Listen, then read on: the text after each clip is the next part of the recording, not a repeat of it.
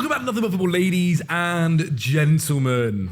Joining me today, Henry Hill. Yes. Ben Bowman. Yes. And Zach Jalab. I don't know why I say my surname wrong. I do it all the time. It's like Raheem Sterling. Yeah, it's wrong. Putting the emphasis on the wrong parts of the word. I've always done that. The way I pronounce words, it's like I remember when I used to say Ukraine for a while, I'd split it up. Anyway. You go very Borat when you say Ukraine. Yeah, I do. You do. I'm sorry. Did you see that TikTok of that guy that was like, when you put emphasis on the wrong parts of the word, it's like, do you want to play ping pong? That's me. Yeah. I am that guy. I am that guy. I'm not going to lie. I apologise for the 10 years that you guys at home have had to hear me mispronounce words. I do try. Happens. Ben, how you doing, mate? Yeah, all right, thanks, mate. Yeah, I feel like a renewed sense of optimism. I feel like we're staying up. Well, you'll. all right. Interestingly, we said it off camera. I have a really, really, really bad fear you might beat us to stay up. That might be the one that happens. If Tottenham beat Chelsea at Stamford Bridge to stay in the Premier League, I think that could be just one of the. Would it all be worth it? Would it all be worth it this whole season? Low key, actually. Okay. I'm due further into mid-table obscurity. Quite surreal. You had to once beat them to win the league, and now you got to beat them to stay up. Is Hazard on the bench for that game? Maybe. Fuck us over. Henry, how are you doing? You were the top comment on the Carragher video. Yeah, call me a wanker, someone. Yeah, what was that all about? I don't know. What did you do? I thought your had a debate was one of the debate. best ones. I mean, said, not even just glazing. It was one of the only like contentious ones. I don't know. I said the Premier League was the best league. The thing It's not about the best play. Do you know what's ironic? Is I actually love European football more than 99% of the people in that room. And I'm like, You've become the Premier League. It's obviously, yeah. As I was sat there talking about it, I was like, I love Serie A and all these things. So this is so silly. But it is also true. Like, no, but you can love them and still think that that doesn't take away from what your point was. I stand by the idea that to win the Premier League is a harder thing to do than winning the Champions League. I agree. I get that winning the Champions League trophy is awesome. And if the Premier League had a final, for example, where, the two top teams had to meet at the very end in some Wembley Ultimate Showdown. Yeah. Imagine if City and Arsenal go to a playoff, then that is like one of the most epic games in Premier League history. Do you know what I mean? Yeah. Irrelevant because it has that kind of conclusion. And the only real time I think in Premier League history we've had that, not Premier League history per se, but was probably when City beat QPR to win it. Because you had that final day almost. Yeah. You had the whole Goes storyline. either way. Yeah, exactly. So, and that's the reason that game sticks out so much. And Maybe this season. Well, Maybe this this season. What is the protocol? If City and Arsenal finish with the same goals scored and the same goal difference. City win. So then City beating Arsenal at the Etihad. Oh, so it's had head-to-head. this effect. Yeah, goes just to do a head-to-head. playoff. Yeah. Actually, don't do a playoff because City win the league. But just quickly, I went to see Braga. You in did? Braga Yeah, this is proving versus his- Famalicão. So don't you say I don't like European football. I went to watch 4th versus 5th in the Portuguese league in a bucket list stadium, I should say. It is unbelievable. If anyone knows of any, I'm going to Albufeira in October with a bunch of lads. The boys. If anyone knows of any games going on ahead there, I'd be keen to go. They have a stadium there, but they built it just for the Euros, and it's just empty. Okay, fat chance of that happening, Zach. We'll see. So, To be Or fair- if 11 Portuguese men want to take on 11 English men for the game, mate, why not? Nip That's into fine. Spain, go to Cadiz, I might play golf. We'll Anyway, see. anyway, To be fair, Henry, at least you didn't go up there as a Liverpool fan and start criticising Carragher's takes on Liverpool and then just completely forget. That was a Sorry, can I howler. just say one more thing on That this? was really funny. Can I just say one more This thing? isn't a debrief in the Carragher video. I'm Well, sure. I think it's worth why doing. not? The fact we were debating whether or not Jamie Carragher was like a world-class centre-back for as long as I we know, were yeah, it's crazy. was insane. Well, that part's not actually out yet. That's Is it coming not? out on Monday. No, I was in the questions one. Oh my goodness. The fact we were There you all go. there, well, not we were all there, some people were there going, would you get in over like Matip? Yeah, probably, but would Go you get Joe in over... Gomez. Would you get... I was like... Do you know who you're talking to? Yeah, I know. We're talking to like a one-club legend, England's Champions League winner. Champions League winner, who... I'm 31. I grew up literally watching Jamie Carragher, which is probably more than most of the lads can say. I'm like, are we being ridiculous here? No, you are. No, you not are we, right. as in the table. You just cracked me up the way you said it. Are we being ridiculous here? I could not believe how humbly he was just sat there nodding along to people questioning whether or not he'd get in Liverpool's all-time team over Joe Gomez. I was like, this is nuts. I think Carragher's his humbleness, or it's probably not a better word for it, is to his detriment sometimes, because I don't think he wants Neville to. has that as well, I think, sometimes. Yeah, they put themselves down, both it, them two, quite a lot. Yeah. And to be fair, though, well, let's not spoil the video, but anyway. Anyway, if you want to see the rest of that, if you haven't already seen Jamie Carragher take on 20 football fans, please do. It's on, of course, the main channel. And then we've got another video with him going out on Monday as well, where each fan gets to ask him their very own question. So yeah, stay tuned for that. As you can see, though, by the title of this video, Chelsea finally. Blue is the colour. Sacking managers is the game. Let's spend all our money on some kids from is to blame. All right, imagine moment. Look, you guys have asked it for a while. Here we go. Probably the best timing for it. Liam Rosenior was sacked at the time of recording yesterday, on Thursday this week. Just didn't respect the ball enough. Funnily enough, the actual note the thing they released was longer than the one that they gave for Enzo Maresca. But one of the interesting points as well I do want to mention is at the end of it. What you mean by the club statement? The club statement, yeah. At the end of it, they also say, as the club works to bring stability to the head coach position, we will undertake a process of self-reflection to make the right long-term appointment. So what we're going to do today we're going to do some yoga, some mindfulness. Hopefully, that might, if it helps make them sign a few older players, then yes. What we're going to do today in the Nothing But Football podcast studio, of course, we're at the Three Lanterns pub. If you guys ever are in London and want to watch your football, any other sport, then please head down to here. What we're going to do, I've got 2 new advisors. I'm the owner of Chelsea in this scenario. Here are my advisors. Ben, who is unbiased and not a Tottenham Hotspur fan in this world, and Henry Hill, who's also unbiased and not a Fulham fan in this unbiased world. Have we got a QPR fan coming? I think Ben. What would me being a Fulham fan?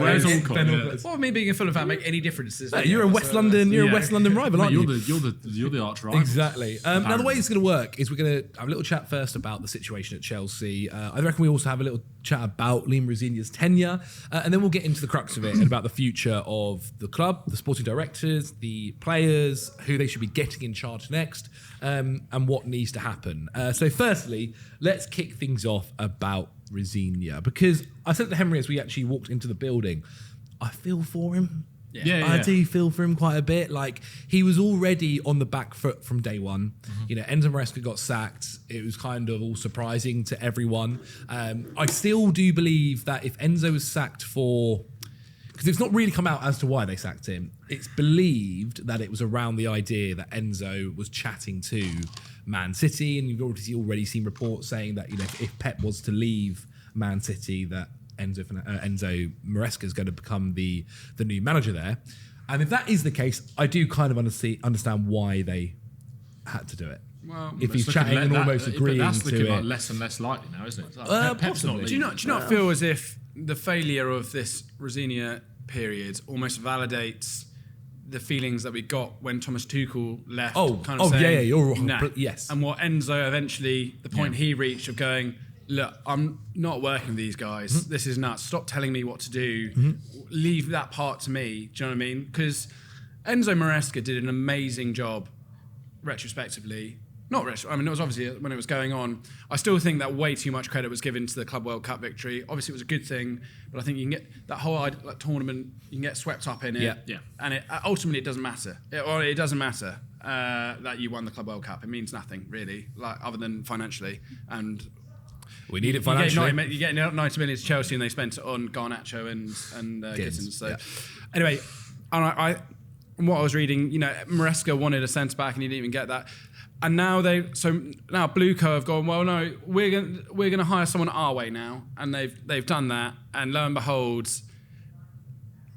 their approach to football is not compatible with how a successful football club operates. I think it's becoming increasingly obvious that they are not football people, and whatever happens next, they have to give the reins to people that really know what they're doing. The Cronkies, you can be annoyed at them all you want, but they put people in place who know about football. The people that bought Manchester City, you can question all the money and all of that. Well, they just bought all the Barcelona guys, didn't they? Yeah, they got a bunch of Barcelona guys and said, you're in charge. Do you know what I mean? And Khaldun Mubarak looks like. But what's the difference there, right? So because there's an argument to say, oh well, they did do that, but their guys they brought in were the Brighton lads.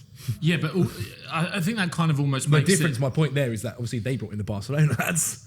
Yeah, but it still feels as if it's still no, because Chelsea have had an obsession with Brighton for a long time. Since Blueco. But it's basically been since Blueco, isn't it? It's become Moneyball, basically, isn't it? Which is exactly what Brighton have done, but Chelsea have just done it on a bigger scale, spending more money, when actually they haven't really bought anyone other than the bigger signings like Caicedo, Fernandes, that are any better necessarily than what Brighton would be kind of buying, really, in terms of like talent at that time.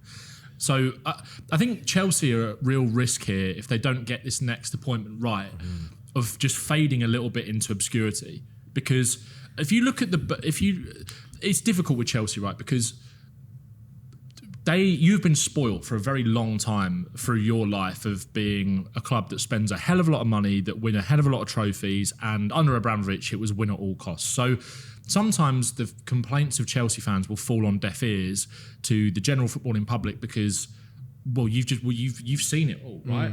But also that does kind of make it. I know it's like woe is me if you're a Chelsea fan, but that almost, when you get used to doing things a certain way. This is why winning it's difficult to wrap your whole identity up in winning, because if you stop winning and stop operating like a football club that does that, what actually have you got? You're not operating like that team anymore. And we've seen it with teams like Spurs, that if you take your eye off the ball on the footballing side, put more focus and attention onto what you're doing off the pitch, and that's where your kind of money is going, look what can happen. The Premier League is so competitive now. If Chelsea had lost if you'd have lost 2 more games this season under Maresca maybe, and Rosenior came in, you had exactly the same run of results, you'd be where like Newcastle are, like 9 points above the bottom 3. I get what you mean, but we aren't. Like that's not. Like we're not. But what happens next season? You are in the context of Chelsea world. You sort of are there. This is disastrous. Oh no, 100%. You might not even make Conference League. 100%. You might not finish in the top half. There is also a world where Chelsea finishes and win the FA Cup. And then you talk about winning trophies. If you say that confidently, if that world materialises, yeah. I'm not, but my point being, you're at, okay. No, my point, I completely understand where you're coming from, and I do agree a lot with what you're saying. I think it's quite interesting, actually, like this board, who were meant to come in and be a bit more like a traditional ownership, who would give more time to managers, who would build a project and build a club, are actually sacking managers faster than Roman Abramovich did. And there was an interesting thing, we mentioned it earlier, that Carragher, I remember saying on, I think, the Overlap once, was that one of the interesting things with Roman is he actually kind of respected it. He didn't necessarily agree with it, but it normally worked. He'd sack the manager, and maybe within 2 years, Chelsea have gone and won the Premier League, or they've gone and won the FA Cup, and they've gone and done whatever. What's happening here is they're sacking managers from their own mistakes constantly. Like, you look at what happened with Graham Potter. They tried to give him time, they then had to sack him. He's actually now taken Sweden to the World Cup, done a really good job there, actually. Obviously his West Ham time less so good. Potter and Rosenior are so similar in the sense that exactly, the job but Rosenior is even more embarrassing. Rosenior is their guy. It couldn't have been more. Potter wasn't a bad appointment at the time. No, I think everyone kind of understood it as well. But Rosenior to a degree is the epitome of their time so far in Chelsea. 100%. He is the person who they brought in at Strasbourg. They obviously took him midway through the season at Strasbourg. Obviously, Strasbourg actually haven't necessarily done too much worse since he's moved on, and they've brought in Gary O'Neill, who might be the next Chelsea manager. He's on my list. They've obviously brought in Rosenior. He has been the epitome of their kind of project so far. This ideology of people are replaceable. But ultimately, as long as we are here at the top, that's the main thing now. And again, I mentioned though, the reason I brought up that statement and that phrasing, the whole idea of this self-reflection we're going to have a look at. They need to. God, it's insane that they're being able to kind of. It's mad. We saw the reports a couple of weeks ago that the sporting directors and all that all had an 80% pay rise this year. For what? Literally for what? This is what makes me absolutely sick with like football clubs like this. And we've been through it with Spurs as well, with Levy paying himself like the highest bonus out of any chairman in the Premier League. It's like you're patting yourself on the back for fucking doing nothing. Yeah.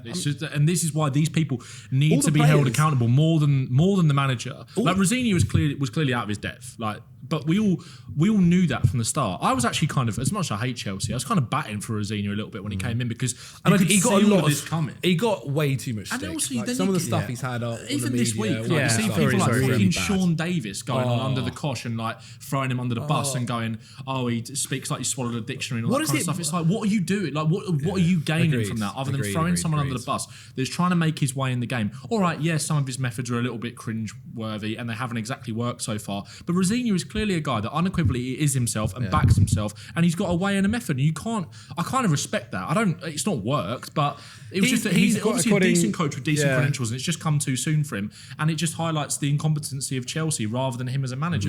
Moreover, I think. I think like, even Roy Jennings, I think the way that he's been so fundamentally rude about Liam Rosenior, that's Rory's way, isn't it? Yeah, but I mean, I'm like, that was funny. But yeah, according to what I was reading, the English players really liked Liam Rosenior and got on well with him. It was just the Spanish lot who were like, nah, don't know who you are, not interested. But that's also, that can happen after they've built such a strong, because the Spanish lot built such a strong relationship with Maresca.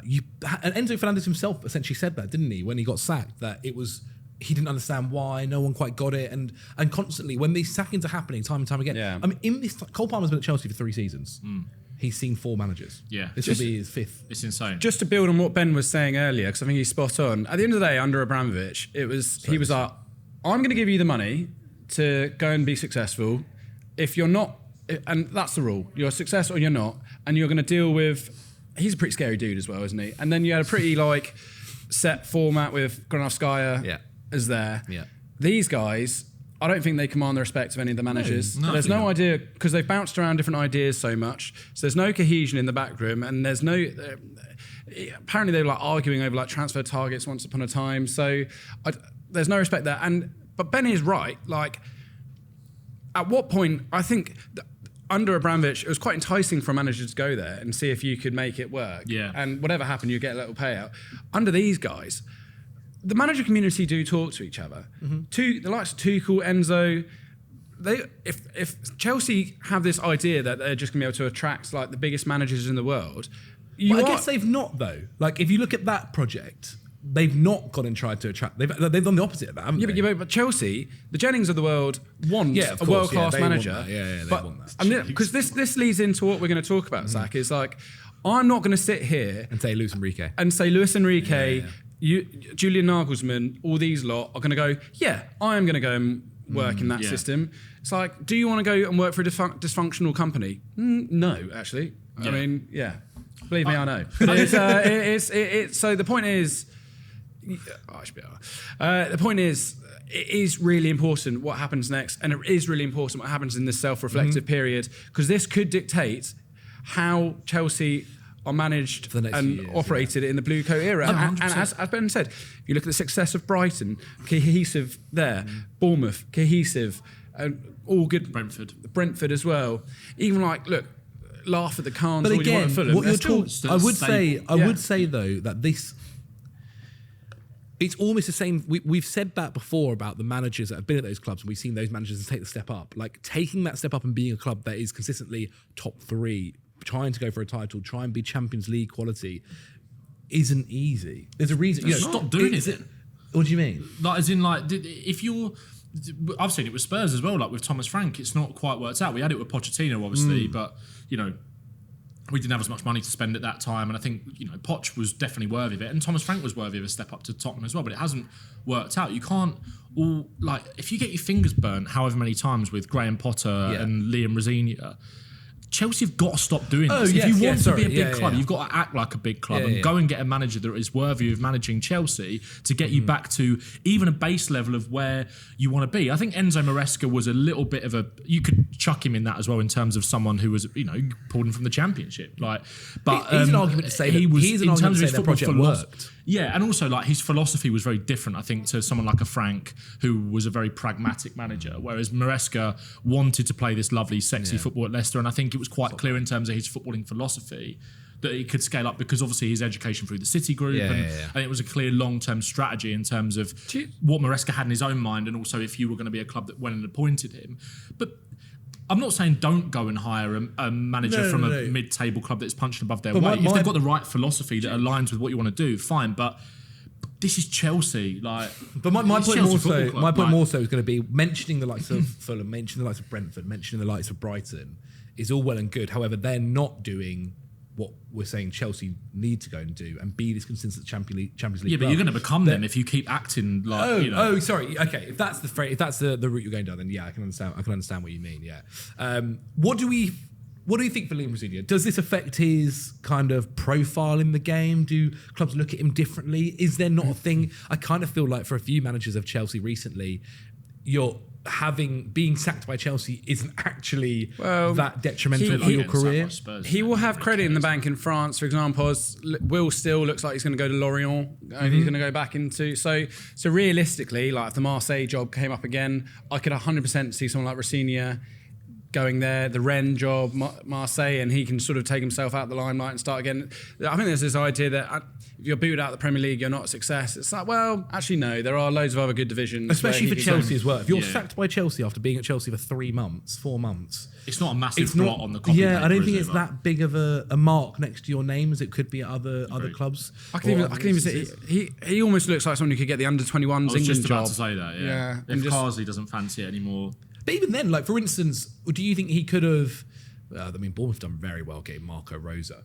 That's an incredible signing. But I was wondering, like, could that be another level for him possibly? Do you think mid-table Premier League clubs might look at him? And you honestly never know. Like, if a promoted club comes up next year and is struggling, if Frank's pinched by someone else from Coventry, you could see him going there. Yeah.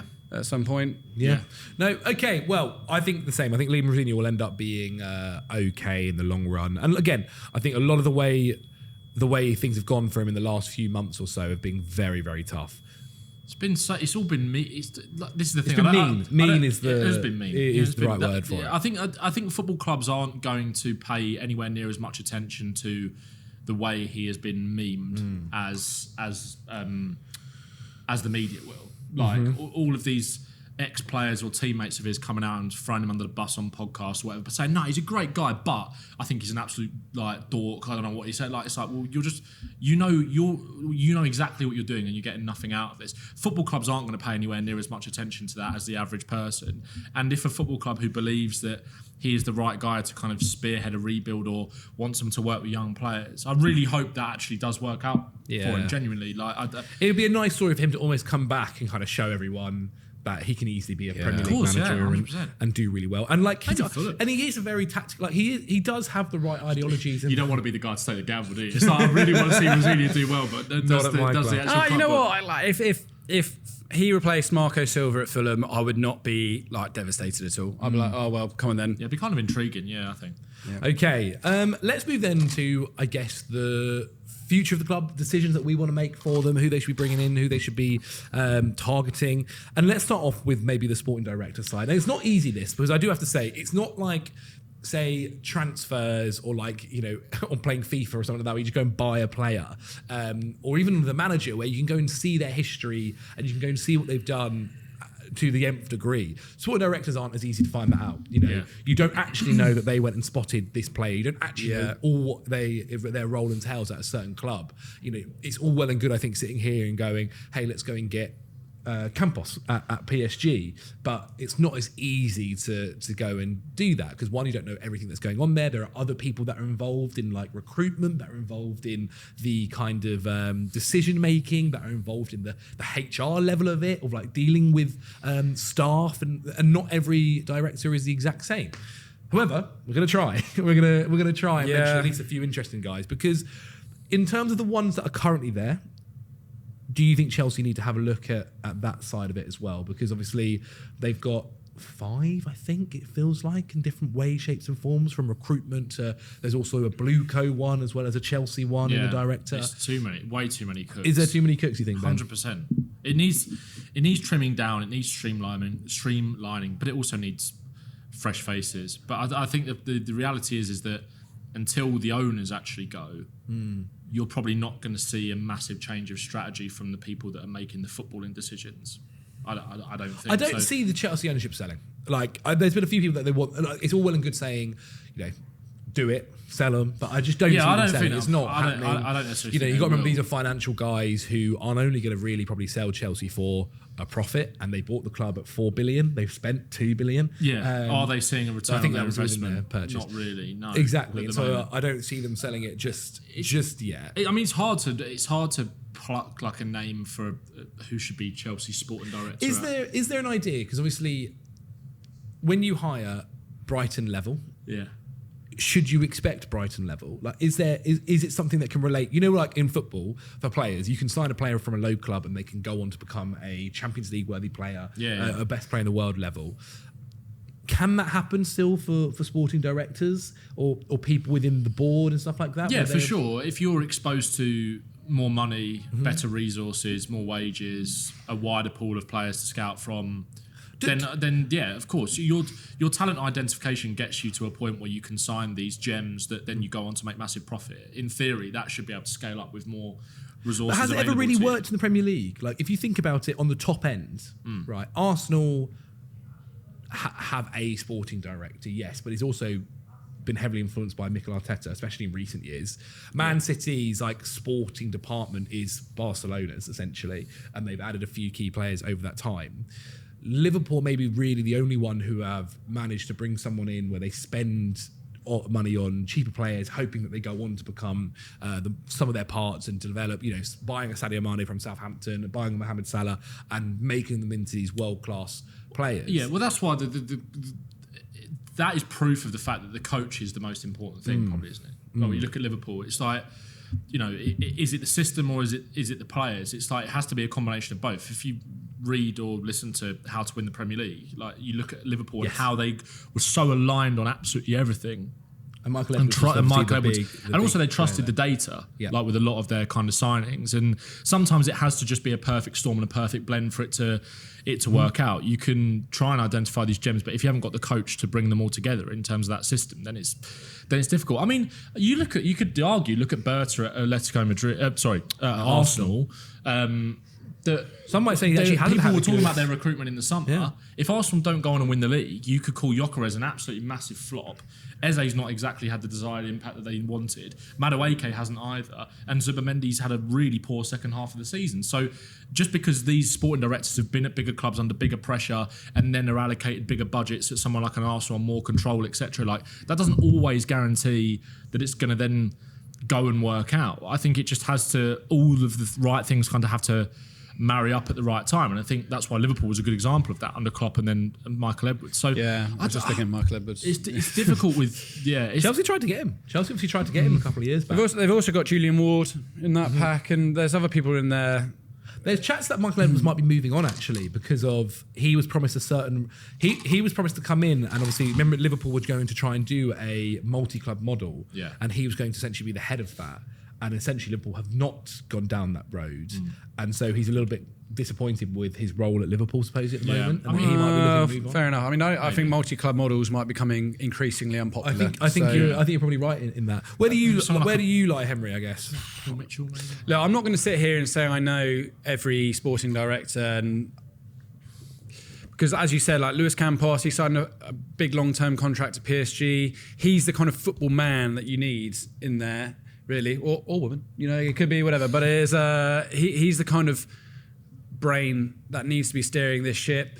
So if you could wobble or two for like Michael Edwards at Liverpool, that would be a massive deal. But there's not tons out there. Like you have to look at even Edu Gaspar, who was considered a success at Arsenal and has been a total disaster at Nottingham Forest.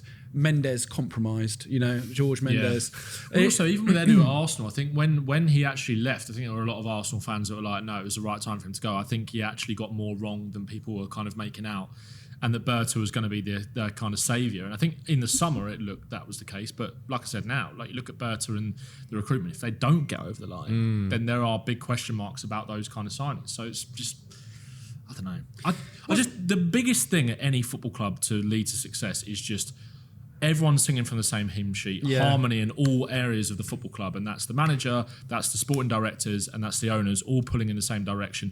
And also, I think that Villa are a good example of that, right? And also allowing a manager some sort of control over the transfers and kind of how they want to build the team in that image. That's exactly what Emery has done, working so closely with the sporting director there, Monchi.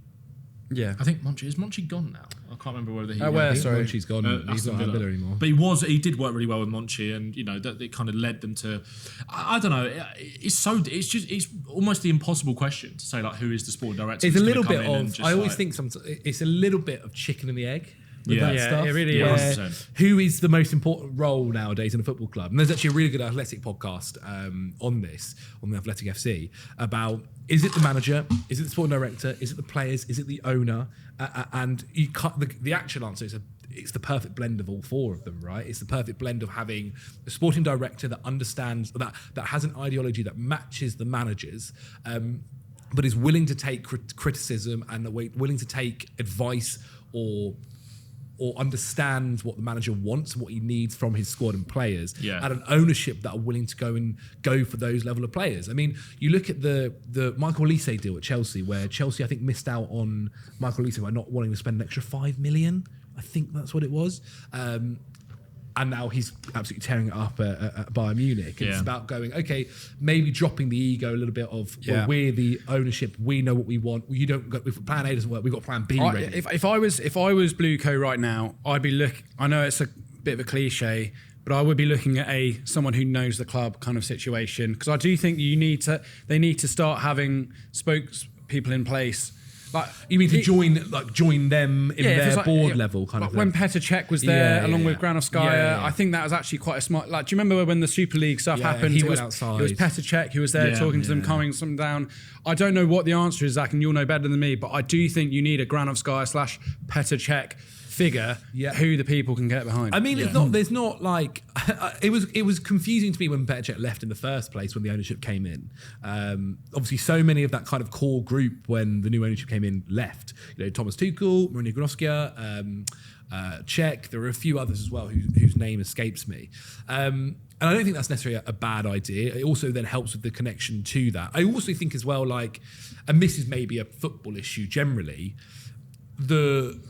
in Germany, they do it well, where these guys are making big decisions. They also then get held accountable publicly. Yeah, 100%. Here, it's they come out and they might do an interview with a newspaper or whatever when things are going really well. However, once things aren't going so well, it's absolute silence, and we chuck it onto Liam Rosenior to have to deal with every kind of question. Like, there are questions going to a manager who actually has no say in these things around the injuries. I think that's one of the big issues that happened with Maresca. Maresca felt, remember that comment where he was like, this is the worst 24 hours or the worst week of my time here. Yeah. Where he's having to deal with questions about, why are you not playing Cole Palmer? Why are you not doing this? And he wants to say, well, I've been told that we can't play him a certain amount due to medical staff. But he's not allowed to say that. He has to then take the brunt of it. So yeah, there are bigger issues, I think, within that. And I think you're right, bringing in someone like that could work out well. And that's why I think it's very interesting, that comment about self-reflection and having a look within themselves maybe and what's happened there, and do they maybe need to drop a certain ego or drop a certain ideology. The problem is when people get themselves method into these kind of levels of jobs within football clubs, with the amount of money that they're earning and these kind of things, it's always going to be super critical. They're always going to pat themselves on the back, aren't they? And this is the thing, it's like they'll go away and say that we're going to do this self-reflection and all this kind of stuff. That just feels like gaslighting 101. Like, it's going to be so interesting to see whether Chelsea, this Blue Co, all these sporting directors, there's too many to... They're going to come back and it's like a relationship. You're going to have 3 months out, and then they're going to come back and go, I've changed. And I've really looked it's at going to be, myself. because there were rumours, weren't there, that were like... And a 20-year-old Brazilian guy's been bought and you don't know. They've done it again. It's like whether this leopard actually does change their spots in the summer, and whether they learn from it. I don't really see it. These guys they've got too big egos, and I'd be fascinated, because there were rumours yesterday that they were talking about a change of strategy, weren't they? Whether that was well, this is what the owners also... Iqbali's come out as well before, yeah. And he's obviously said at first this one they were saying that he's backed him, and obviously they've sacked him since. But they said about bringing in more experience, and it's so funny around. This is literally what Maresca was saying in the summer. He wanted experienced players, so the centre back, and now after essentially not doing that and blaming him at times, they've gone. Maresca must feel like one of the most smug people in the world right now. It will never not be funny to me when the Blue Co guys were at these conferences where they were going, Chelsea they're just commercially really naive. They don't really know what they're doing. In terms I don't of think like, they're necessarily wrong with that though. Yeah. Like Chelsea sponsorship and like how much you money... haven't had a shirt. You had a shirt sponsor for like 3 weeks this year. Yeah. No. As in, you're right. But as in what we were doing beforehand, we weren't great at that either. Sold your women's team to yourself, sold a load of hotels to yourself just to fund this. If the numbers are true about how much money Chelsea are losing, and if there's no actual punishment for that, it just makes a complete mockery of the system that you can spend all this money, again, in a period where smaller teams are getting absolutely hammered with regulations. Apparently Sheffield Wednesday are going to start League One with like minus 15 points. And yet the big boys are just going to get away scot-free with pissing money up the wall. It really winds me up. So, yeah, they are massively naive. They just thought you could buy a load of young players and wait, and it will all be fine. I don't know if it's the same in American football or American sports, because it's like a closed league, because there's no ever like threat of relegation, and their success is often dictated by their market value. It was like, we're the most commercially viable. It's like, well, here, people just want to win. Do you know what I mean? Fans turn up to see their people win. I feel like sometimes in American sport, and please do correct me if I'm wrong, because I know it's not always the same. Like the Patriots obviously built like legacies and stuff like that. But I feel like in America it's always about, well, it's such a big day out to go see the football. It's like a community outside the stadium. And it's like, we just chill, whatever.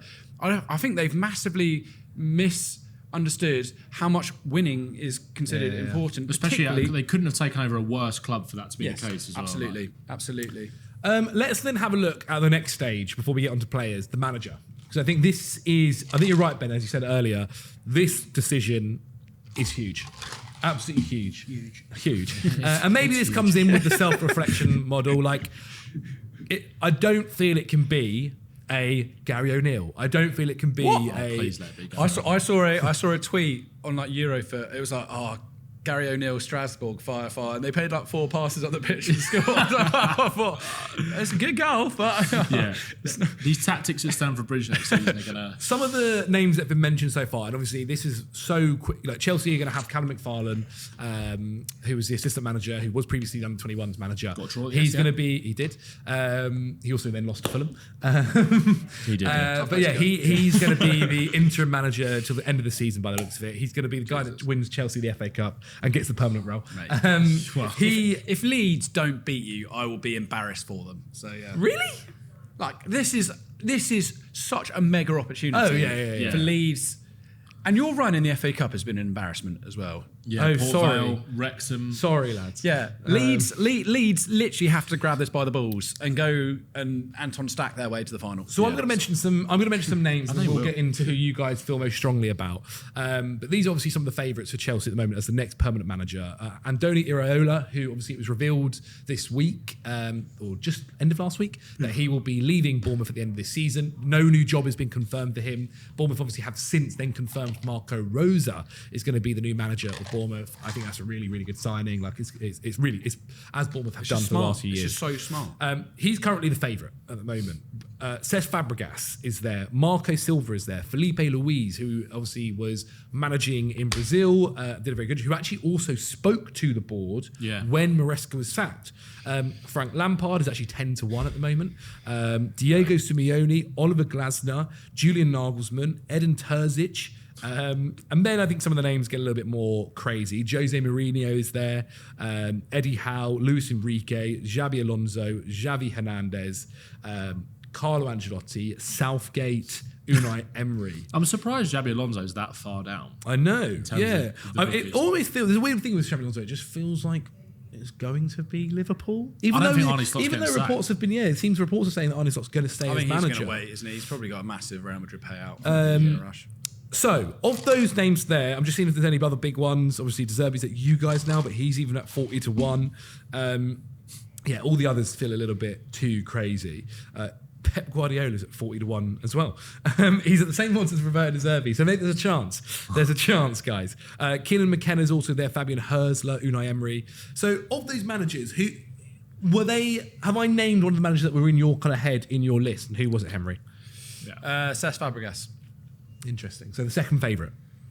Well, I think Iraola, it looks...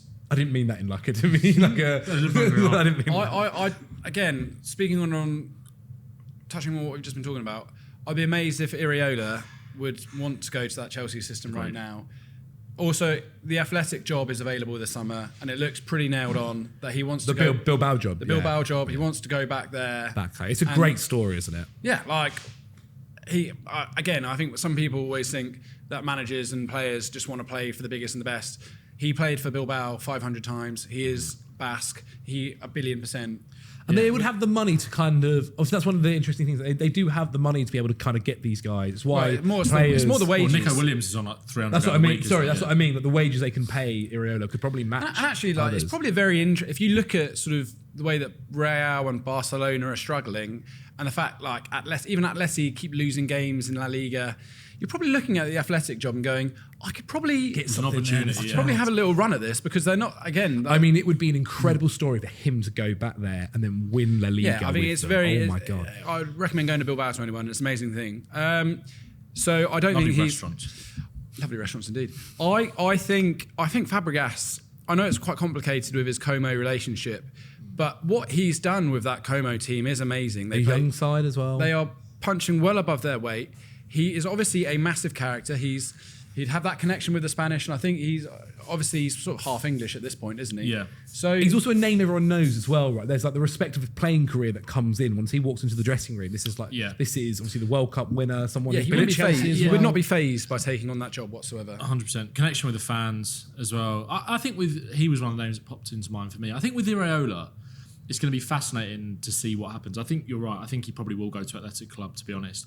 But I still, as much as I love him, and I think there's so much to like about him as a manager, his style, his unwavering ability to kind of not compromise on his style as well. I do think that obviously these Chelsea sporting directors who clearly have an influence over picking the team and whatever, they want to play a possession-based system. That's why Maresca was in charge. That's why Rosenior was brought in charge. It's quite clear the style of football that Chelsea want to play, and that will obviously affects the recruitment that we're going to talk about as well. Iraola, I still think there is a little bit of a question mark as to whether he could scale up to a team that wants to dominate the ball every week. Because I think his style of play is very much more transitional, wants to make the game a lot about chaos. If I was a Chelsea fan, I wouldn't mind wanting to see that style of football as opposed to maybe pedestrian football. Let's try and play it out from the back and let's not go anywhere.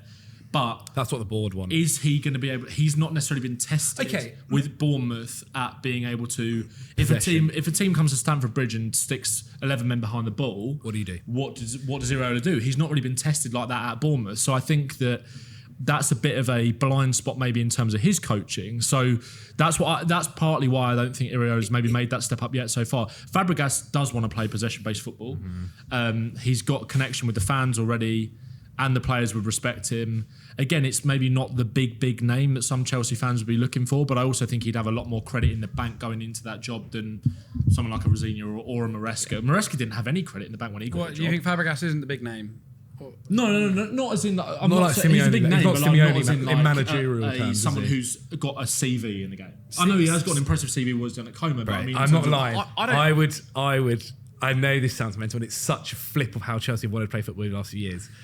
There's that saying. They're not saying that people have said for ages, haven't they? Like Simeone is the most Chelsea-coded manager to have not managed Chelsea out there. He screams. I would give a lot of money to see him join the Premier League. It would never happen. He's the most highest paid manager in the world. Him and Atleti are just. I don't think it feels like they're never ever going to end. No, he doesn't. Say again. I don't think he even speaks English. No, it doesn't. It doesn't seem it, does it? But there's a lot of Chelsea fans out there that have to eat a lot of humble pie after what they've said about Arteta the last couple of years. If you were to employ Simeone. Oh no, but Chelsea. Do you think Chelsea fans are like? No, Chelsea have never been a Chelsea. Exactly. We've never been a side that want to play beautiful football. Like we're much more about winning, isn't it? If Simeone's next job isn't just the Argentina national team, I'll be. There's a little bit of me that I wouldn't mind. There's a weird thing I think when I was a little bit younger, and obviously we were at Football Daily, and we were always looking at football, different styles of football and whatever. And there is a arrogance, I think, sometimes on looking at that style of football and defensive style of football as like a not the way to play football. That isn't. He's a winner. That isn't the way. Yeah. And I think actually, in the last, especially in the last few years, there's been a lot more of a realization of like, no, it's just another way to play football. And okay, yes, it might not be the pretty way. It might not be the way where you have incredible passes and you're having it from the goalkeeper to the right back to the goalkeeper, and it goes on 20 passes later, you end up scoring. But there are certain things with clubs where clubs do just fit a model, and Chelsea and Simeone are very close together in that same model, in my opinion. Chelsea have never been It's never happened. a possession-based, No, but high passing. Also, Simeone is just such a bad fit with the people that run the football club. you are right. It's the Yeah, total yeah. antithesis You are of the completely in terms of the identity of. But this is about sort the of players you recruit. self-reflection. Yeah. How would you feel, Zach, about Marco Silva? Because he is one of the people strongly linked. He's a cheap option because he wouldn't require any money at all. It's an interesting one. Notoriously never kicks off at the board if he doesn't get what he wants or he won't spend the money, does he? He's quite polite about it. Full of being useless. I think it wouldn't be. I think you can tell by my response now that it's not my favourite option. Yeah. But he's technically done as much as No, you're Fabregas right. has You are at completely Como. right. Yeah. He has. He has done definitely, it. 100%. but- Marco Silva's CV is way more impressive than Fabregas. I don't know, and this sounds very harsh, and I understand it sounds harsh. There's less to dream with, I think, with Marco Silva. Like, I don't think you see Marco Silva being the guy that takes you back to winning a Premier League title. But what's to say that Fabregas is? No, you're right. You're completely. I know. I'm not making sense by saying that, but there is something to dream with, and maybe that's because Fabregas hasn't been No, I around get as a that. manager for I as do long. totally get and that. the same It's with more Xabi romantic, Alonso. isn't I mean, Xabi Alonso actually proven that, obviously, at Leverkusen. What about Thomas Frank? Is there like I think Felipe Luis is a really interesting idea again, but then I also think it's just the so same- funny how people perceive things differently. Is being ultra successful at Flamengo, which is a very good thing, and they played great, and it's really cool to see. I was never that bothered by him as a footballer, but to see what he's done as a manager is awesome. Is that objectively better than Marco Silva, who has stabilised Fulham in the Premier League? We actually play some of the we do play some of the nicest football on our day. Yeah, I think the football would suit the way that the Chelsea board want to play. Yeah, and he's managed Olympiacos, Benfica. I know they're not mega names, but they are all high pressured environments in terms of demanding I success. realise I'm sounding very arrogant by kind of like shrugging it off. I do understand that, and I would happily eat humble pie 6 months down the road, and he was doing a really good job. Yeah. I'd happily do that. But it's just something. There's just no, I guess it sounds really bad, but I guess because he's kind of been at Fulham and Everton, and that's the level he's been at for a while now. And even Everton, when it didn't kind of end very well. Yeah, you're there. just used to seeing his face at a certain type of club. I think do get that's the, and I realise I sound bad by I also saying think that, like I said to Henry, I think Marco Silva. I think one of the reasons why I was always put off him a little bit, like with Spurs, and I think maybe I turned my nose up at him, and I think I can see that now, is because he is a fiery, feisty character that I don't think will take any shit from the board, and I think he's been frustrated with Fulham for a while, and in terms of not getting the sort of targets that he wants, not having as much control, the way that Fulham operate in the market, etc. So putting him into Chelsea, where he would be exposed to more money than he's ever been able to spend, but wouldn't have the control to spend it in the way that Everton.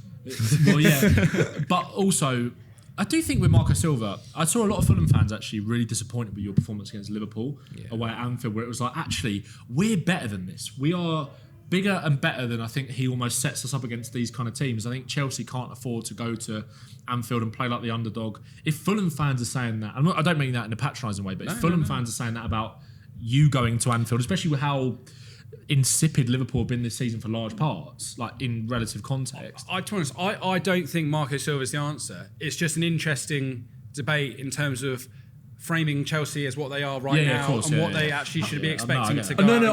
I completely understand. How would you guys react if Chelsea were to go and hire Frank Lampard again? I think he would be bonkers to do that. Yeah, I think it's more from his point of view. I just don't get that. It's like trying to date an ex-girlfriend that keeps dumping you all the time and just believing that she's the one. different this time. Yeah. Because I still look back at Frank's first year at Chelsea with good. such fond eyes, and and him actually proving that he could. I think I think for some reason, people always look at his second time in charge of Chelsea, where we were really in the shit. He was a caretaker manager at the end of the season. I don't really understand. But more than his first, they give it that more credit than his first. So year. It's so weird to me. Chelsea were an absolute mess when he came. He did great. It was really odd. And so Yeah, there is a totally little right. bit, and then you talk about having a player, someone that is able to kind of Chelsea fans to relate to. He's always going to have that in his locker. Yeah. I think again, it would be. You're right in that thinking. It's again maybe give it a few more years, mate, until we go back down that road. Go see how you can do commentary in the Premier League. Like go from there. Yeah. I almost with Frank can see him kind of doing like a Vincent Company, and going to Dortmund or something like that down the line and proving and that'd be really fun. Do you know what I mean? That'd be really fun. Going in to a less competitive league and applying his principles there. I mean, I say less competitive. The Championship is as competitive as it gets in many ways. Yeah. So it's. I can see him being given more respect at a bigger club. Frank Lampard to be England manager in the next 10 years. Oh, I mean, I honestly wouldn't. I'd be totally fine with that. Liam Rosenior being the manager in the next 10 years. It's not out of the question. Yeah. I think if Chelsea, personally, if I was a Chelsea fan, I'd say go and put your nuts on a table and go and get Xabi Alonso. That's probably what I would want to do. If I was a Chelsea fan, I don't think he'd do it. I don't think. You don't think he would do it? You're right. I think he's probably holding out for Liverpool. maybe Liverpool at some point. But what if Liverpool don't? What if Liverpool go this summer? It's not happening. Well, I think Slot will survive the summer. I just think it's very much about how they start next season. If Liverpool are floundering next season in mid-table, come to November, I think that's when Liverpool will make a decision. Yeah. I think he'll get the summer, and then Xabi Alonso will most likely still be out of work at that point, and I think then Liverpool will go and push the Xabi Alonso button. Chelsea, I think that at Real Madrid, Xabi Alonso, it was destined to fail because of the way that he wanted to manage. The way he wanted to manage, which is absolutely, it's nothing against him whatsoever. It's just that Real Madrid team is an absolute basket case that is almost impossible to manage. Mm-hmm. It's just like, it's a supply teacher coming in there and trying to demand some respect. And I don't think, as we were saying about Rosenior maybe earlier, I don't think Xabi Alonso's reputation... I think if anything, Xabi Alonso's reputation has probably been enhanced by actually getting sacked from Real Madrid.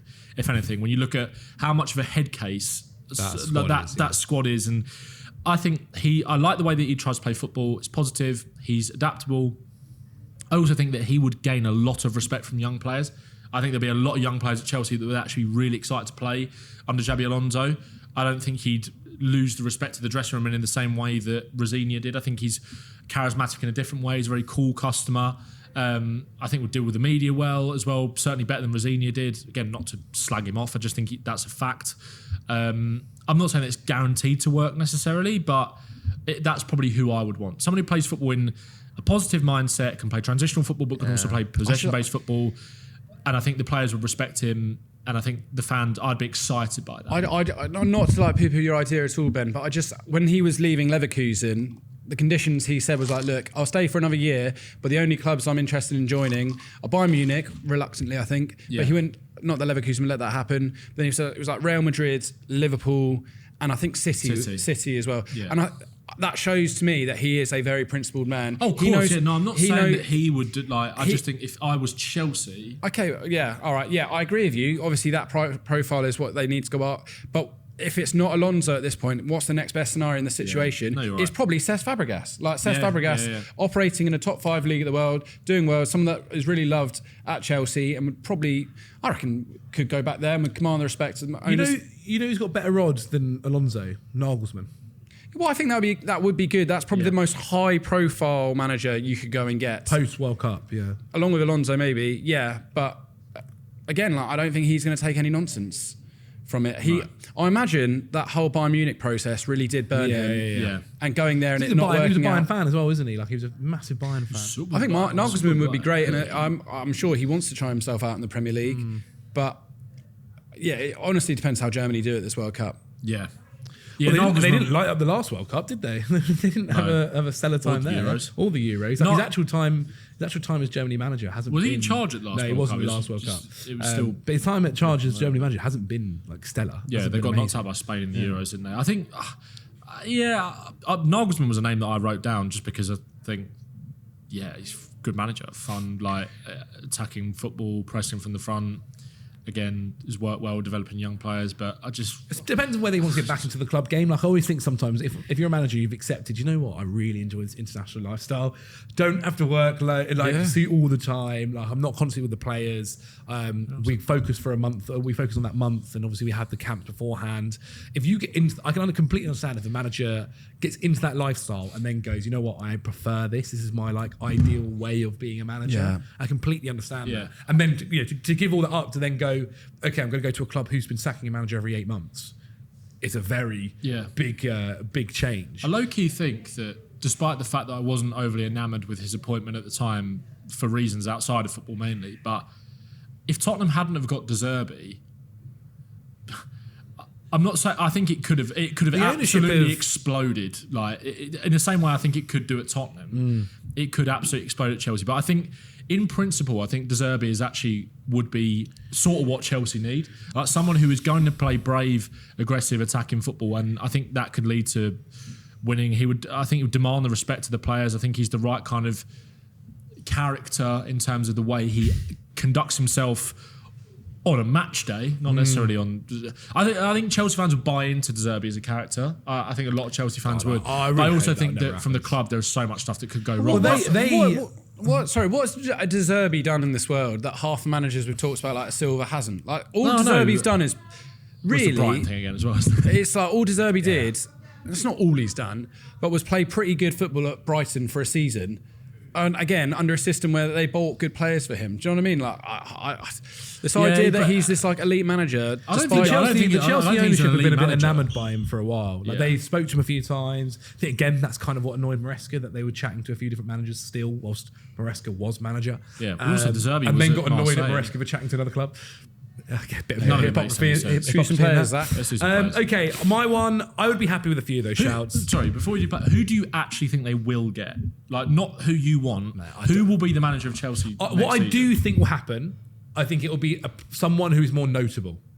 As in, it won't be like a McKenna. It won't be a Herzler. I think it'll be someone that has maybe a little bit more credit in the bank per se, a little bit more like... do you mean in terms of experience or like big name? Big name. I think it'll be a bigger name that you might recognise more in the Premier League. So it could be a Fabregas. I also would include Iraola in that as someone who has obviously managed the Premier League for 2 years now. I also think Iraola's style isn't conducive to the way that the directors of football necessarily want to play. I think you're right on that. But in all honesty, I find this one the hardest of all the times they've had to manage to pick who they'll go for. I think it could be Fabregas. That'd probably be my bet right now. That'd be very interesting. I think very, very interesting. Okay, then, finally, guys, before we wrap up the video, let's chat a little bit about the Chelsea squad and the players. Firstly, before we go into who to buy, I want to quickly go through that Chelsea squad, and I want to hear whether you think Chelsea should be selling the player, keeping the player, loaning the player, buy, sell, keep, buy, whatever the 3 words are that people normally use for it. So in goal, we'll start with Robert Sanchez.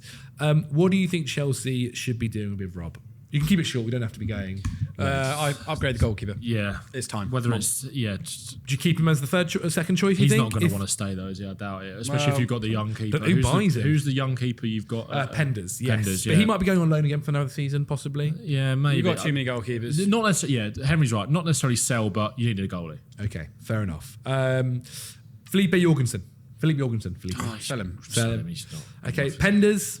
Well, whatever. Doesn't matter. If you buy a new goalkeeper, you... Yeah, well, I've got goalies to... So maybe we'll send Penders on loan again. We'll miss out a few that young, like Salim. What is Penders' biggest strength? Is he good on the ball? I've never seen him. He's a bit of everything. He looks good. He looks good. But I think this might be a little Courtois situation, really. One more loan or so.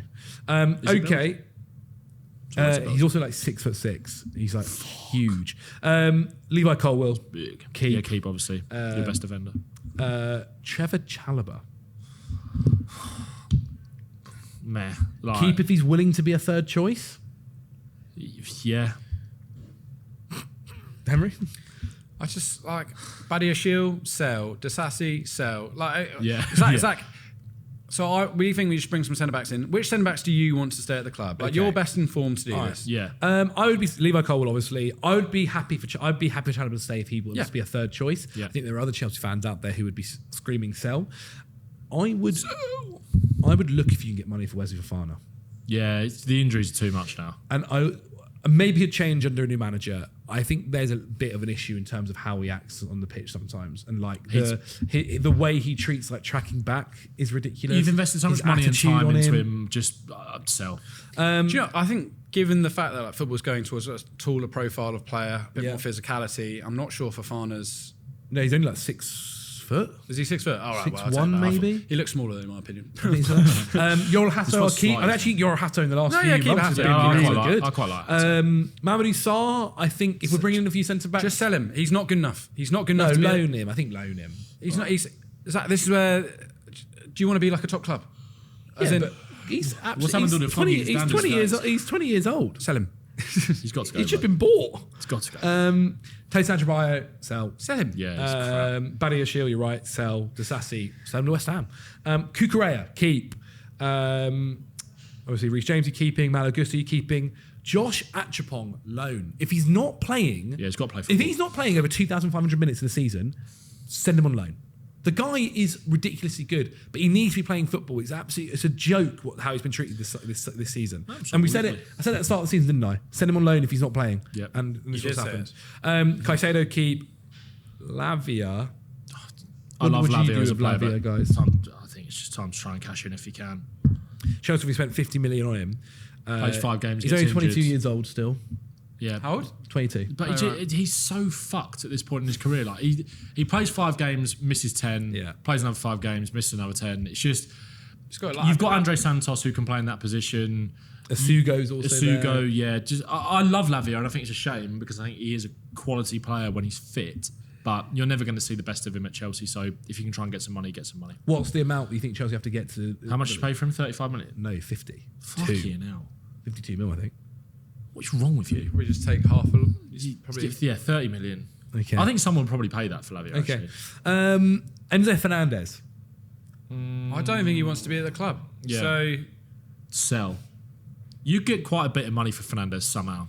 you're going to have to. decent, but- You're going to for this big rebuild again. You're going to have to get some money from somewhere, especially if you haven't got Champions League football coming in. If you're You selling Enzo Fernandez, we need to buy another midfielder then. Yeah. yeah. Okay.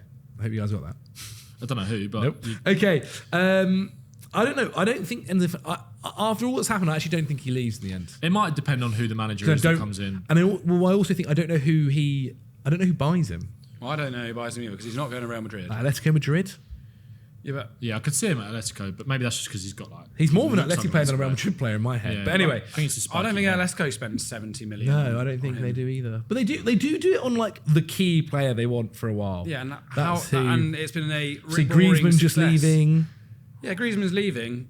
Maybe they could look at him as like a jointy attack. Interesting. Well, maybe they probably might sell Alvarez. They might sell Alvarez. They so then might they've got sell money Alvarez, to spend, yeah. but then they might go big on attack. I don't know. If Enzo Fernandez doesn't want to be there, if I was a Chelsea fan, I wouldn't be overly enamoured with the way that he's handled himself over the last few months. Him or Cucurella, to be honest. with some of the I like things his they've agent said. be like, I can't. Pastore. What's going on? Wasn't me, mate. Pastore as well. I think there's been a huge misunderstanding. Yeah, really, is that right? All right. Andre Santos. Keep him. He's great. Yeah, I like him. He's also not really played that much recently, I quite like him. which is quite weird because when Rosenior first came in, he did play him a bunch, and Yeah, he's pretty good. I think he's decent. Cole Palmer, keep him without a doubt. I'm not even letting you boys bother. Alejandro Garnacho. I wasn't joking, by the way, when I said there's what about cashing in on Cole Palmer? No, I'm not selling Cole Palmer. Fair enough. I think Garnacho is getting slightly He always I think he unfairly does. bashed. Yeah, yeah. Okay, I think we spoke about this the other day. Yeah, we did. For, when he came on the off against Brighton, obviously his finishings wasn't great at all. Mm-hmm. At least he was trying to do something. Yeah. Do you know what I mean? I think the fact that that you saw the difference on Esteval, who's only on, obviously I'm on about this Man United game. Esteval, who was only on for 20 minutes it was before he obviously done his hamstring injury, and like, God, that looks awful now. Apparently he doesn't want to have surgery either. Yeah, So he it's wants to just try and play the World Cup. Silly boy. But you saw the difference in like someone at the who is so lethal at like kind of being direct, and Garnacho at the moment who's not so good at that. But you would, if again, weirdly enough, I feel like Atletico could be a team that could look at someone like I him. can see him. I can see him at a big Italian team as well. Do you think? I think if Chelsea can sell him, I think it's maybe the best idea. Well, I think wingers is somewhere where you need to improve. So he's not Massively. I don't think he's got the goal output. and they've still got Gittins. Pedro Neto is weirdly quite useful sometimes. So I can't stand Neto.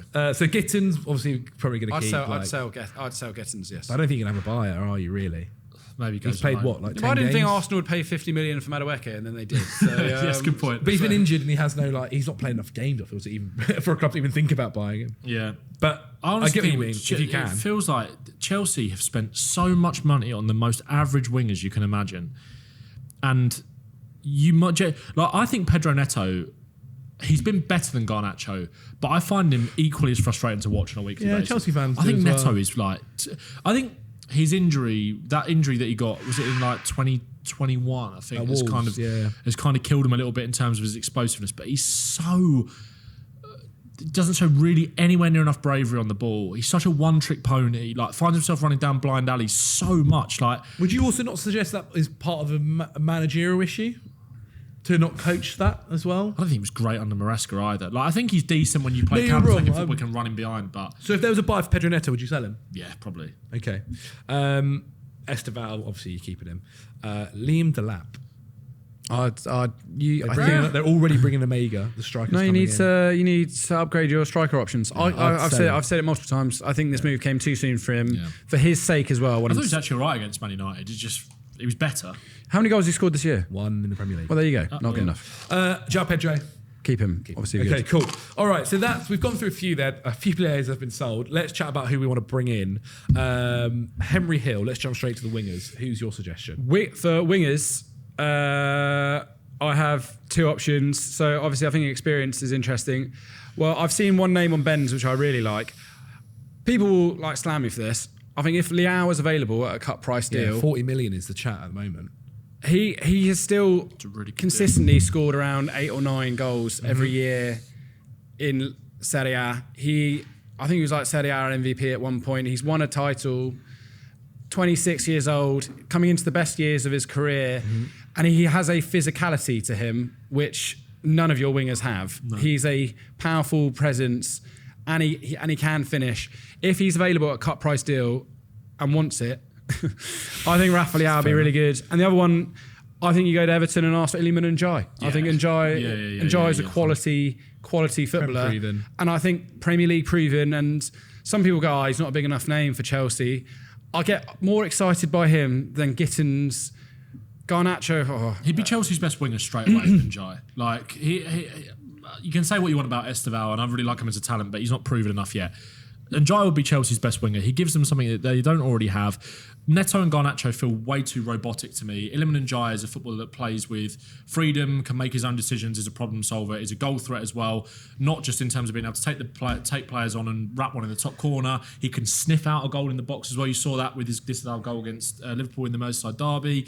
He can get to the back post. He's alive to things, and also he's the sort of player that, look at, I'm not saying he's comparable to Cherky necessarily, but if the game is completely locked and you can't break teams down, he can unlock games. And Chelsea, with the way that Palmer's playing at the moment, whether it's because he's playing through an injury or not, with the fact that Esteval is out injured and hasn't been playing as much anyway recently, Chelsea do not have that in their current form. So I think How much did it even cost though to get him out of Everton? 50. Chelsea have spent so much money on average players, and they've ended up spending way more money than almost any other team over the course of the last few years, right? Just stop with the quantity, focus on some quality, and go and bring in a player that would instantly start for you, can cover multiple positions. Yeah. When Chelsea were linked with Xavi Simons last summer, with that whole argument of being able to play on the left or play in the 10 or whatever, don't get Ndiaye to do that. Takes the burden off Cole Palmer if he's going to have a season next year where he maybe has to have surgery or he struggles even more with injury. And Ndiaye easily slots in the 10. If you can get Esteval back fit playing on the right, I'd love to see them two be able to link up. I don't want to see Ndiaye go to Chelsea, but I think it'd make a hell of a lot of sense. Yeah. It's a great shout. He's 26 years old as well. He's so good. Fits in there. He's absolutely mustard. I'm trying to see how much did Everton pay for him? Peanuts. They paid under 20 Well, I think it million was. It was because he'd 20 mil. quote flops, I guess. I think Matoma, I'd like that as we were pushing him for Arsenal at the start of the season. He's probably not. You got Matoma down on there. Got a few wingers down. Who was your other suggestions? Yankuba Minter. someone that can play on either side. I think he's just a bit young though. Still Do you not young. think Yeah, they need the experience? I That's know. same. I know. I also, part of this was like, I had my Blueco hat on and also my like Ben Bowman hat on. We want Ben Bowman today. I think Krupi is not a bad shout. Someone that can play out wide, someone that can play. I know Chelsea have had so many of these. Like, can play 10, can play second striker, can play up front, can play out wide. Yeah. You need experience. I think I like the idea of Matoma. So if it was between Njai, Matoma, Leao, which one should Chelsea prioritise? Enjoy, I think. Henry? Leao would be exciting in the Prem, but I His injury issues, Leao, as well, sometimes. Well, you got 28 other historically wingers, so it's fine. Doesn't matter. Yeah, I think. Well, we don't. Njai. We've sold half of them now with you boys in charge. Yeah, I think Njai would be a great signing. Okay, Njai. Let's have a look at the defence then. Centre backs. I think there's an argument Chelsea need at least two, to be quite honest, especially if we're saying selling who we've said to sell. Cole will come back from injury. He's started playing in a few under 21 games now, which is good. So he might even feature before the end of the season. Who would your centre back suggestions be? Just put Van Hecker in the bag. Brighton. Yeah. I think Van Hecker's really good. It's the sort of move that Chelsea have done, they will continue to do, regardless of whether we think they should change strategy or not. I think he's good enough. I do. I think Van Hecker's really good. He's, like you mentioned about where the Premier League is going, he's strong, super combative, very good 1v1, good in the air, great on the ball as well. I know he made that mistake against Spurs last week, but there's been so many times where Brighton have got themselves in that position. He's been able to play through the lines. He was just Bergvall coming on, fresh legs, fresh energy, won the ball back off him for that goal. I think Van Hecker makes so much sense. Do you think Van Hecker in 3 years would be someone you look at and say is one of the Premier League's best centre backs? Well, yeah, but again, like what the you're going to be with the way that Chelsea are operating. That's not what you're kind of. My point is that we're not trying to do that now. That's what we're suggesting, is that Chelsea shouldn't do that.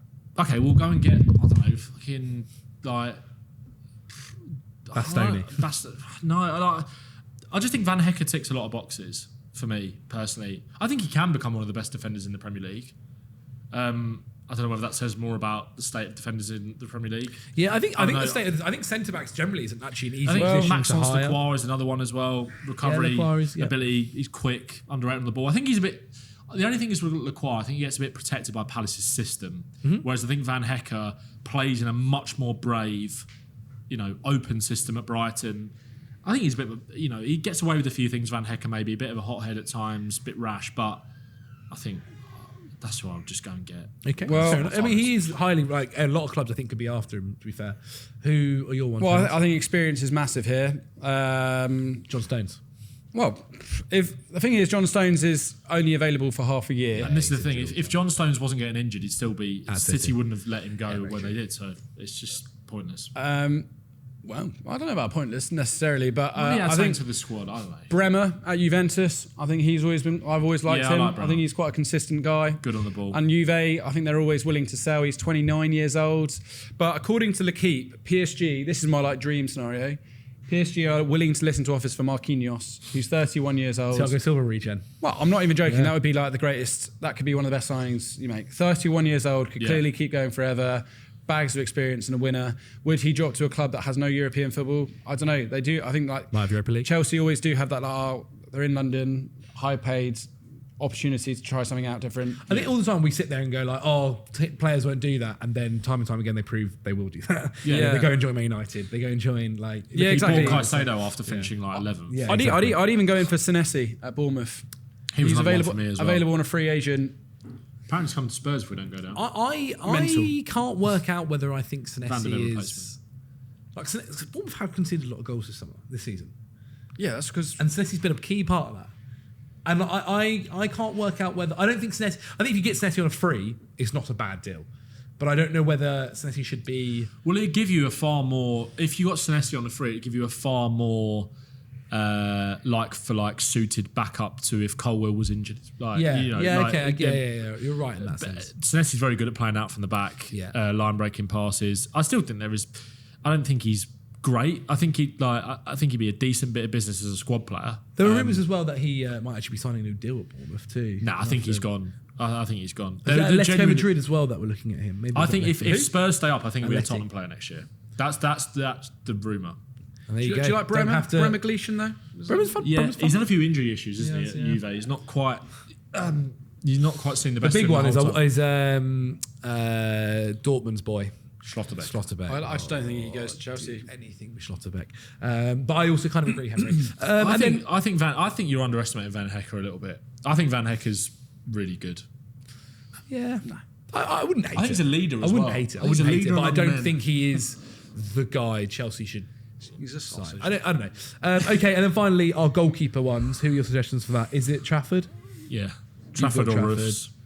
Robin Roos? I don't know. I've got Mike Magnon. I've said it about 38 times. But Mike Magnon would also be absolutely fine. I mean, it looked like it was going to happen several times already. Trafford's the only person under my 25 rule which I'd go for.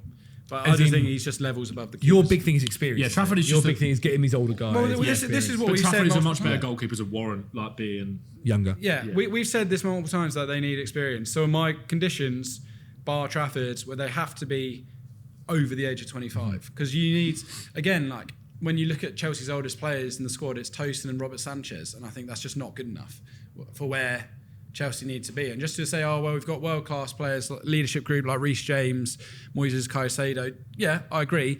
But even they will want some older figures to rely upon. And that's why I've like looked at some of these guys. But yeah, Mike Magnon, I think if he's available, I think he definitely would leave AC Milan. He's a world-class goalkeeper. Well, Yeah. did he sign a new deal in the end? I think is he not for free at the moment this summer?